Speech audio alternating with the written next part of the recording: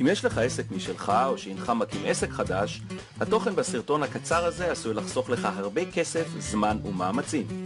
כידוע, לשם העסק יש חשיבות גדולה מאוד, הוא אף עשוי להיות אחד המרכיבים הראשיים בהצלחה שלך. ויש להניח שהקדשת לא מעט זמן ואנרגיה כדי להחליט איזה שם לתת לעסק שלך. אולי אפילו איבדת שינה בלילות בהתלבטות מהו השם הנכון והמתאים. ולאחר בחירת השם מגיעה בחירת המיתוג והמיצוב הגרפי, האתר ודף הפייסבוק של העסק. אבל יש פרט אחד, שאם לא תטפל בו עכשיו, אתה עלול לשלם מחיר כבד בהמשך הדרך.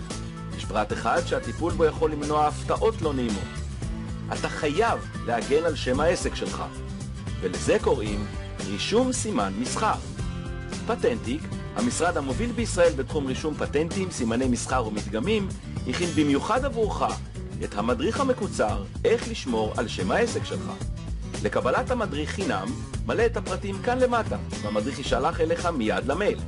הורד את המדריך והגן על שם העסק שלך, ומנע מעצמך הפתעות לא נעימות.